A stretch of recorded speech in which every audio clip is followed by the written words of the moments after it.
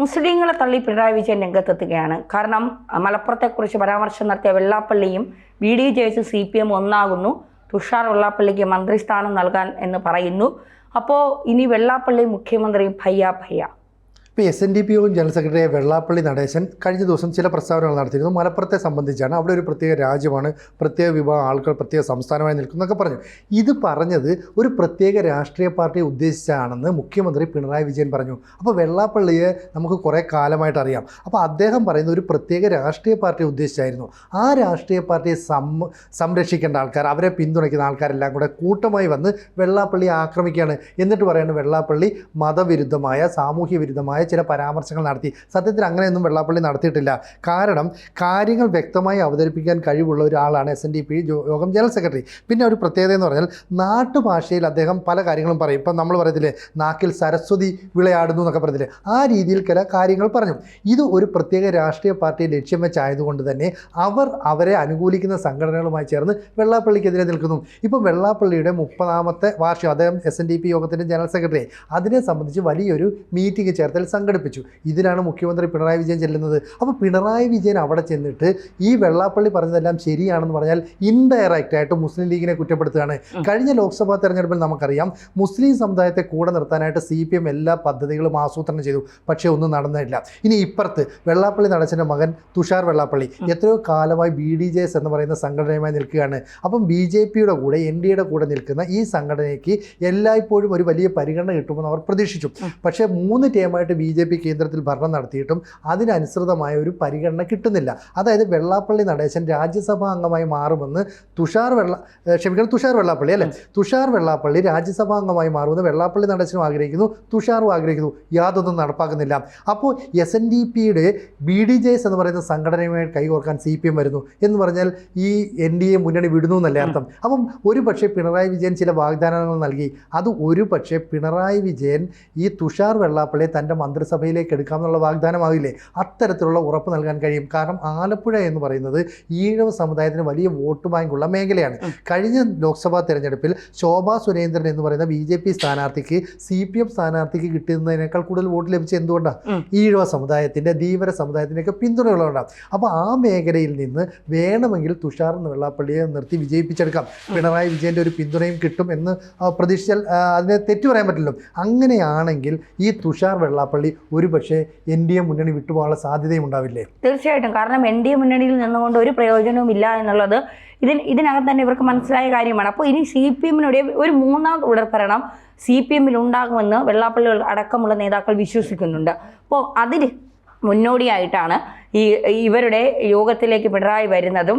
ഇനി BDJS CPM-നോടൊപ്പം ചേർന്ന് നിന്ന് പ്രവർത്തിച്ചാൽ മാത്രമേ മകൻ്റെ രാഷ്ട്രീയ ഭാവിക്ക് എന്തെങ്കിലും ഗുണമുണ്ടാകൂ എന്ന് വെള്ളാപ്പള്ളി തിരിച്ചറിയുന്നുണ്ട്. കാരണം NDA നിന്നിട്ട് മകന് പ്രത്യേകിച്ച് ഗുണങ്ങളൊന്നുമില്ല, നിൽക്കുന്നിടത്തൊക്കെ വലിയ ഒരു വിജയമില്ലാതെ തോറ്റു പോവുകയാണ്. അപ്പോൾ NDA മകനെ വലുതായി ഗൗനിക്കുന്നുമില്ല. അപ്പോൾ തീർച്ചയായിട്ടും CPM-ലേക്ക് പോയാൽ, ഈ സന്ദീപ് വാര്യർ പോയപ്പോൾ കുറേ വാഗ്ദാനങ്ങൾ കൊടുത്ത് വിളിച്ചുകൊണ്ട് വന്നതുപോലെ മകന് മന്ത്രിസ്ഥാനം ഉൾപ്പെടെയുള്ള വാഗ്ദാനങ്ങൾ നൽകി ചിലപ്പോൾ CPM-ലേക്ക് BDJS പോകാനുള്ള എല്ലാ സാധ്യതകളുമാണ് പിണറായി ആ യോഗത്തിൽ പങ്കെടുത്തതോടുകൂടി തെളിഞ്ഞു കാണുന്നത്. നേരത്തെ തന്നെ സുധാകരൻ മുൻ മന്ത്രിയാണ്. സുധാകരനും ഇതുപോലെ തന്നെ വെള്ളാപ്പള്ളിയെ ന്യായീകരിച്ചുകൊണ്ട് വന്നു. വെള്ളാപ്പള്ളി പറഞ്ഞതിനകത്ത് വലിയ തെറ്റൊന്നുമില്ല. ഒരു പ്രത്യേക സമുദായത്തെ അല്ലെങ്കിൽ ഒരു മതവിഭാഗത്തെ ലക്ഷ്യം വെച്ചുകൊണ്ട് അത്തരം കാര്യങ്ങൾ പറഞ്ഞു. അവിടെ പറഞ്ഞെന്താ, ശ്രീനാരായണീയർക്ക് മലപ്പുറം ജില്ലയിൽ നിൽക്കാൻ കഴിയുന്നില്ല, അവർക്ക് പ്രവർത്തിക്കാൻ കഴിയുന്നില്ല, ഈ രീതിയിലാണ്. അപ്പോൾ അവിടെ ഒരു പ്രത്യേക മതവിഭാഗം അല്ലെങ്കിൽ അവരെ ലക്ഷ്യമിട്ടു എന്ന് പറയുന്നത് എന്താണ്? ഒരു രാഷ്ട്രീയ പാർട്ടിയാണ്. ഇവരുടെ ലക്ഷ്യം മുസ്ലിം ലീഗാണ്. അതെ, മുസ്ലിം ലീഗിനെ ലക്ഷ്യമിട്ടാണെന്നുള്ള പച്ചയ്ക്ക് തന്നെ പിണറായി വിജയൻ അങ്ങ് പറയുകയാണ്.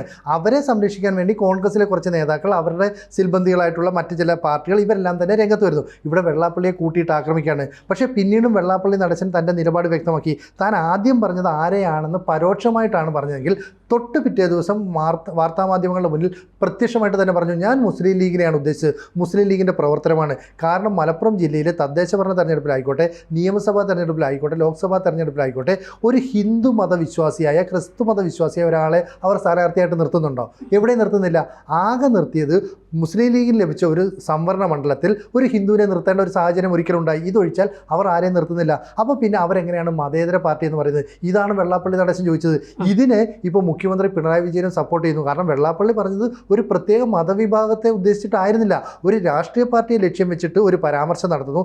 ആ പരാമർശത്തിന് മറുപടിയുമായിട്ട് വന്നവർ തന്നെ അത് മതവിഭാഗത്തെ കൂട്ടുപിടിച്ചാണെന്നുള്ള രീതിയിൽ പ്രഖ്യാപിക്കുന്നു. ഇതെല്ലാം പറഞ്ഞു വരുന്നത് എന്താണെന്ന് വെച്ചാൽ ഒരു പക്ഷേ CPM ഇനി SNDPയുമായിട്ട് കൂടുതൽ യോജിച്ച് പോകണം. ഏറ്റവും കൂടുതൽ SNDPയുടെ വോട്ടുകൾ ലഭിച്ചിരുന്ന CPM എന്ന് പറയുന്ന പാർട്ടിക്കാണ്. പക്ഷേ കാലാകാലങ്ങളായിട്ട് അതിൽ വലിയ കുത്തൊഴുക്ക്, അതായത് ഇടിച്ചിലുണ്ടാകുന്നു, കാൽ കീഴിലെ മണ്ണ് ഒലിച്ചു പോകുന്നു. ഇതെല്ലാം CPM തിരിച്ചറിയുന്നു. അപ്പോൾ SNDPയെ കൂടെ നിർത്തേണ്ടതുണ്ട്. പ്രത്യേകിച്ച് ആലപ്പുഴ ജില്ലയിൽ ചേർത്തലയിൽ ഇത്തരം ഒരു യോഗം നടക്കുമ്പോൾ പിണറായി വിജയൻ പങ്കെടുക്കുമോ എന്ന് പോലും ആശങ്കയുണ്ടായിരുന്നു. പക്ഷേ അദ്ദേഹം പങ്കെടുത്തു, CPM നേതാക്കളെല്ലാം പങ്കെടുത്തു. അങ്ങനെയാണെങ്കിൽ ഈ ഈഴവ വോട്ടുകളെ CPMനുള്ളിൽ തന്നെ ഒതുക്കി നിർത്താൻ, അല്ലെ അവരുമായിട്ടുള്ള കൂടുതൽ ബന്ധങ്ങൾ ദൃഢമാക്കാൻ ഇത് സഹായിക്കും. ഒപ്പം BDJSനെ എങ്ങനെ CPMൻ്റെ കൂടെ കൊണ്ടുവരാം, ഇതും അവർ ചിന്തിക്കുന്നുണ്ട്. അപ്പോൾ മൂന്നാമത് ഒരു തവണ കൂടി കേരളത്തിൽ ഇടതുമുന്നണി അധികാരത്തിൽ വരുമെന്നും പിണറായി വിജയൻ മുഖ്യമന്ത്രി ആകുമെന്നും ഒക്കെയാണ് അവർ പ്രതീക്ഷിക്കുന്നത്. അങ്ങനെയാണെങ്കിൽ BDJSനെ ഞങ്ങൾ കൂടെ നിർത്താം, അങ്ങനെയാണെങ്കിൽ തുഷാർ വെള്ളാപ്പള്ളിക്ക് അർഹമായ സ്ഥാനം നൽകാം. ഇതൊക്കെ പറയുമ്പോൾ ഒരുപക്ഷെ വെള്ളാപ്പള്ളിയും അല്ലെങ്കിൽ തുഷാർ വെള്ളാപ്പള്ളിയും CPMൻ്റെ കൂടെ പോയാൽ അതിനെ അത്ഭുതമൊന്നും നമുക്ക് പറയാനൊന്നും കഴിയില്ല. കാരണം എല്ലാവരും പാർട്ടിയിലേക്ക് വരുന്നത് സ്ഥാനമാനങ്ങൾ മോഹിച്ചാണ്. അത് കിട്ടാതെ വരുമ്പോഴാണ് പലരും അസ്വസ്ഥരാകുന്നത്. അപ്പോൾ അത്തരത്തിൽ സ്ഥാനമാനങ്ങൾ മോഹിച്ച് വെള്ളാപ്പള്ളിക്കും മകൻ്റെയും എപ്പോഴത്തെയും ഉദ്ദേശം എന്ന് പറയുന്നത് സ്ഥാനമാനങ്ങളാണ്. അവർക്കത് പിന്നെ ഇപ്പോൾ ജനറൽ സെക്രട്ടറി സ്ഥാനം തന്നെ അവരുടെ കുത്തകയായി 30 വർഷം ഒരാൾ അതിൻ്റെ സ്ഥാനത്തിരിക്കുക എന്നൊക്കെ പറയുന്നത് ഇനി വിട്ടുകൊടുത്താലും അത് മകനിലേക്ക് അല്ലെങ്കിൽ കുടുംബാംഗങ്ങളിലേക്ക്, മറ്റേ രാഹുൽ ഗാന്ധിയുടെ വാഴ്ച എന്ന് പറയും പോലെയാണ് ഇവരുടേത്, കുടുംബാധിപത്യത്തിലേക്ക് അങ്ങ് പൊയ്ക്കൊണ്ടിരിക്കും. അപ്പോൾ അതുപോലെയാണ് NDAയിൽ നിന്നാൽ എന്തെങ്കിലും സ്ഥാനമാനങ്ങൾ കിട്ടുമെന്നൊക്കെ, കാരണം വളർന്നുകൊണ്ടിരിക്കുന്ന പാർട്ടിയാണ്. അപ്പോൾ അതിൽ നിന്നാൽ മകന് ഗുണമുണ്ട് എന്ന് കരുതിക്കൊണ്ടാണ് BDJS NDAയിലേക്ക് ലയിച്ചത്. പക്ഷേ പിന്നീട് മനസ്സിലായി തുഷാർ വെള്ളാപ്പള്ളിയെ കൊണ്ട് NDAക്ക് വലിയ ഗുണമൊന്നുമില്ല എന്ന് NDAയും തിരിച്ചറിഞ്ഞു. NDAയെ കൊണ്ട് തുഷാർ വെള്ളാപ്പള്ളിക്കും ഗുണമില്ല എന്ന് അവരും തിരിച്ചറിഞ്ഞു. അപ്പോൾ പതുക്കെ ഒന്ന് ചുവട് മാറ്റിക്കൊണ്ട് CPM, കാരണം UDFിലേക്ക് പോകുന്നത് നടക്കുന്ന കാര്യമല്ല. അപ്പോൾ എന്തായാലും CPMലേക്ക് ഒരു ചുവട് മാറ്റി വെക്കാം. വെള്ളാപ്പള്ളിയുടെ തന്ത്രങ്ങൾ പലപ്പോഴും നമ്മളൊന്നും ചിന്തിക്കാത്ത തലത്തിലൊക്കെയാണ് വെള്ളാപ്പള്ളി നടേശൻ ചിന്തിച്ചു പോകുന്നത്. അപ്പോൾ ഈ ഒരു പാട്ടൊക്കെ എന്തോ ഞാൻ വെള്ളാപ്പള്ളി എന്ന് പറയുമ്പോൾ എനിക്ക് ഓർമ്മ വരുന്നില്ല, വെള്ളാപ്പള്ളി നടേശ ഞങ്ങളെ മാറ്റാൻ പഠിപ്പിച്ചെന്നൊക്കെ പറഞ്ഞിട്ട് ഒരു പാട്ടൊക്കെ ഉണ്ട്. അപ്പോൾ ഇവിടെ അതൊന്നുമല്ലോ പ്രശ്നം, ഇവിടെ രാഷ്ട്രീയമാണ്, കൃത്യമായ രാഷ്ട്രീയത്തിലൂടെ പോകുന്നത്. അതായത് തുഷാർ വെള്ളാപ്പള്ളി എന്ന് പറയുന്ന നേതാവ്, അതായത് വെള്ളാപ്പള്ളിയുടെ മകൻ നേതൃത്വം നൽകുന്ന BDJS എന്ന പാർട്ടിയെ എങ്ങനെ CPMൻ്റെ ലാവണത്തിലേക്ക് കൊണ്ടുവന്ന് എത്തിക്കാം. അങ്ങനെ എത്തിച്ചെങ്കിൽ മാത്രമേ ഹിന്ദു വോട്ടുകളെ പഴയതുപോലെ CPMന് നിലനിർത്താൻ കഴിയുള്ളൂ. അല്ലെങ്കിൽ CPMൻ്റെ അടിത്തറ ഇളകും. ഇത് നമ്മൾ കണ്ടത് കായംകുളം നിയമസഭാ മണ്ഡലത്തിലും ഹരിപ്പാട് നിയമസഭാ മണ്ഡലത്തിലും ചേർത്തലയിലും കണ്ടു. അപ്പോൾ ചേർത്തല ഉൾപ്പെടുന്ന ആലപ്പുഴ ജില്ലയിൽ ഈഴവ വോട്ടുകൾക്ക് വലിയ സ്വാധീനമുണ്ട്. അവിടെ മുതൽ തന്നെ നമ്മൾ പ്രവർത്തിച്ചു തുടങ്ങണം. അതുകൊണ്ടാണ് ഈ യോഗത്തിൽ ഒരുപക്ഷെ പിണറായി വിജയൻ മുഖ്യമന്ത്രി എന്ന നിലയിൽ നേരിട്ട് പങ്കെടുത്തു എന്ന് മാത്രമല്ല, വെള്ളാപ്പള്ളി പറഞ്ഞ പല പ്രസ്താവനകളും ഇത് വിവാദമാക്കേണ്ട കാര്യമായിരുന്നില്ല. അദ്ദേഹം ഒരു രാഷ്ട്രീയ പാർട്ടിക്കെതിരെ ഒരു വിമർശനം ഉന്നയിക്കുന്നു, അതേ നാണയത്തിൽ വിമർശനം ഉന്നയിക്കുന്നതിന് പകരം മതത്തെ കൂട്ടുപിടിച്ച് ചില ആക്രമണങ്ങൾ നടത്തുന്നു. ഇതാണ് പിണറായി വിജയൻ നൽകിയ ഒരു മറുപടി. എന്ന് പറഞ്ഞാൽ ഞങ്ങൾ ഇനി SNDP യോഗത്തെ കൂടുതൽ ചേർത്ത് പിടിക്കുന്നു എന്നൊരർത്ഥം കൂടി ഇതിനകത്തുണ്ട്. ഇതാണ് ഈ SNDP യോഗത്തെ ചേർത്ത് പിടിക്കുമ്പോൾ SNDP യോഗത്തിലെ അംഗങ്ങളാണ് ഈ BDJS എന്ന പാർട്ടിയിലുള്ളത്. ഇവർ NDA മുന്നണിക്കുള്ളത് കൊണ്ട് NDAക്ക് എന്തെങ്കിലും ലാഭം കിട്ടുന്നുണ്ടോ അതോ CPMനാണോ ലാഭം കിട്ടുന്നത് എന്ന് പിണറായി വിജയൻ ഉൾപ്പെടുന്ന CPM നേതാക്കൾ ചിന്തിച്ചിട്ടുണ്ടാകും. അപ്പോൾ അവരെ തങ്ങളുടെ കൂടെ കൊണ്ടുവരാൻ വേണ്ടിയിട്ടുള്ള ശ്രമത്തിൻ്റെ ഭാഗമാണ് ഇത് എന്നാണ് ഇപ്പോൾ രാഷ്ട്രീയ നിരീക്ഷകർ അടക്കം വിശകലനം ചെയ്യുന്നത്.